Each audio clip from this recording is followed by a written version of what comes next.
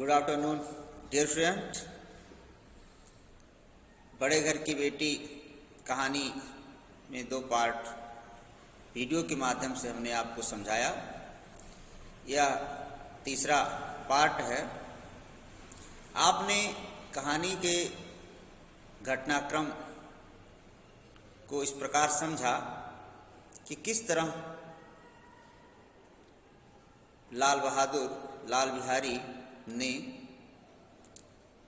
खड़ाऊ फेंककर आनंदी को मारने का प्रयास किया, लेकिन उसके उंगली में चोट लगी और इसके लिए आनंदी किस तरह से नाराज हुई और उन्होंने जो है अपने पति श्री कंठ सिंह से लाल बिहारी को किस तरह से वह कठोर वचन कही, जिसका परिणाम यह हुआ कि श्री कंठ सिंह नाराज हुए और वह अपने पिता से आकर उन्होंने कहा कि दादा अब इस घर में मेरा निर्वाह ना होगा।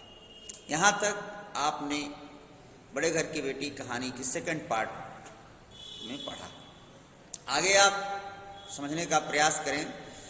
इस तरह की विद्रोहपूर्ण बातें कहने पर श्री कंठ सिंह ने कितनी ही बार अपने मित्रों को आड़े हाथों लिया था, परंतु दुर्भाग्यवश आज उन्हें स्वयं वे ही बातें अपने मुंह से कहनी पड़ी। दूसरों को उपदेश देना भी कितना सहज है।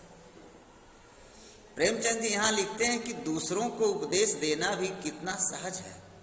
मतलब वही श्री कंठ सिंह अगर कोई परिवार से अलग होने की बात करता था तो श्री कंठ सिंह उसको समझाते थे, और आज वह स्वयं जाकर कह रहे हैं कि दादा अब इस घर में मेरा निर्वाह न होगा।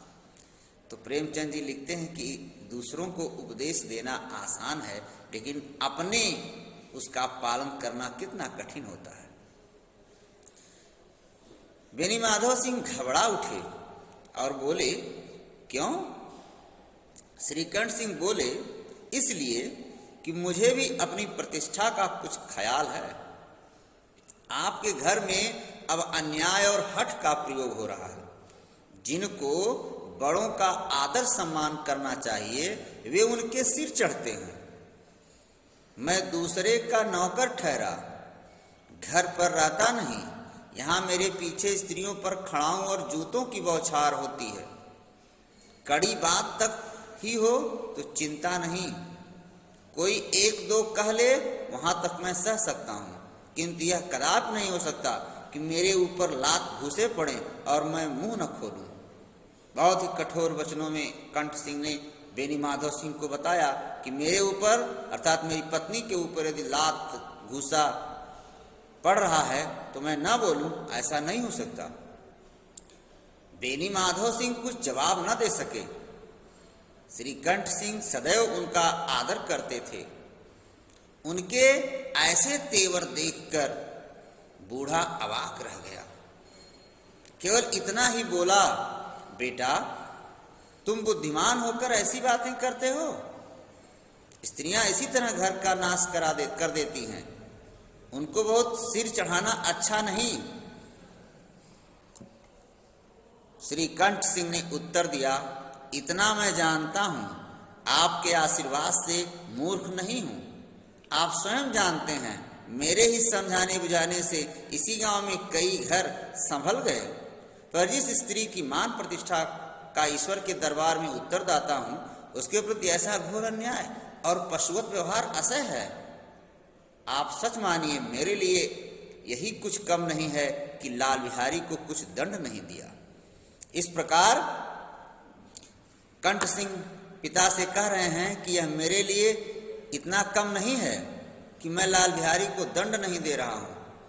और अगर आप कहते हैं कि इस तरह महिलाएं स्त्रियां घर का नाश करा देती हैं तो ऐसा बात नहीं है। अब बेनी माधव सिंह भी गरमाए, मतलब क्रोध आ गया उनको।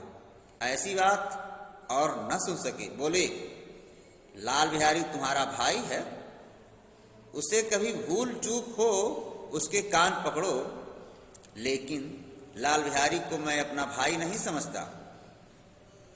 स्त्री के पीछे? जी नहीं, उसकी क्रूरता और अविवेक के कारण। दोनों कुछ देर चुप रहे। ठाकुर साहब लड़के का क्रोध शांत करना चाहते थे, लेकिन यह नहीं स्वीकार करना चाहते थे कि लाल बिहारी ने कोई अनुचित काम किया है। इसी बीच में गांव के और कई सज्जन हुक्के चिलम के बहाने वहां आ बैठे। कई स्त्रियों ने जब यह सुना कि श्रीकंठ सिंह पत्नी के पीछे पिता से लड़ने पर तैयार हैं तो उन्हें बड़ा हर्ष हुआ। दोनों पक्षों की मधुर वाणियां सुनने के लिए उनकी आत्माएं अकुलाने लगी। गांव में कुछ ऐसे कुटिल मनुष्य भी थे जो इस कुल की नीतिपूर्ण गति पर मन ही मन जलते थे। इन महानुभावों को शुभ कामनाएं आज पूरी होती दिखाई दी। कोई हुक्का पीने और कोई लगान की रसीद दिखाने के बहाने आकर बैठ गए। बेनी माधव सिंह पुराने आदमी थे, इन भावों को ताड़ गए। मतलब वह समझ गए कि लोग यहाँ क्यों आ रहे हैं। उन्होंने निश्चय किया, चाहे कुछ भी क्यों न हो, इन दोषियों को ताली बजाने का अवसर न दूंगा। तुरंत कोमल शब्दों में बोले, बेटा मैं तुमसे बाहर नहीं हूं, तुम्हारा जी जो चाहे करो, अब तो लड़के से अपराध हो गया। इलाहाबाद का अनुभव रहित झल्लाया हुआ ग्रेजुएट इस बात को न समझ सका। मतलब यह कह रहे हैं प्रेमचंद जी कि इलाहाबाद का अनुभव रहित झल्लाया हुआ ग्रेजुएट, मतलब नाराज था किस तरह से कंठ सिंह। वह अनुभव रहित था, उसके पास वह अनुभव नहीं था जो अनुभव बेनी माधव सिंह के पास था, कि वह लोगों की भावनाओं को समझ गए जो उनके घर पर आए थे मजा लेने का तात्पर्य जो देख रहे थे किस तरह से घर में विवाद हो रहा है। वह देखने के लिए पड़ोसी लोग जो जमा हो गए थे, इन भावों को कंठ सिंह नहीं समझ पा रहे थे, लेकिन बेनी माधव सिंह समझ गए थे। तो वही बात प्रेमचंद जी लिखते हैं कि इलाहाबाद का अनुभव रहित झल्लाया हुआ ग्रेजुएट इस बात को न समझ सका। उसे डिबेटिंग क्लब में अपनी बात पर अड़ने की आदत थी। इन हथकंडों की उसे क्या खबर। बाप ने जिस मतलब से बात पलटी थी वह उसकी समझ में ना आई। बोला, मैं लाल बिहारी के साथ अब इस घर में नहीं रह सकता। पिता के समझाने के बावजूद कंठ सिंह कह रहे हैं कि मैं इस घर में अब नहीं रह सकता। बेनी माधव सिंह ने पुचकारा, मतलब प्रेम से दुलार से कहा, बेटा बुद्धिमान लोग मूर्खों की बात पर ध्यान नहीं देते। वह बेसमझ लड़का है, उससे जो कुछ भूल हुई तुम बड़े होकर क्षमा करो। श्रीकंठ सिंह को आवेश आ गया। बोले, उसकी इस दुष्टता को मैं कदापि नहीं सह सकता। या तो वही घर में रहेगा या मैं ही।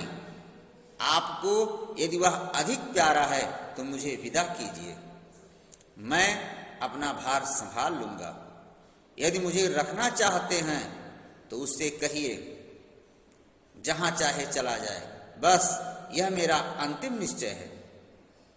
इस प्रकार से कंठ सिंह नाराज हो गया है कि वह बेनी माधव सिंह के कहने पर भी कुछ समझने को तैयार नहीं। लाल बिहारी दरवाजे की चौखट पर चुपचाप खड़ा बड़े भाई की बातें सुन रहा था।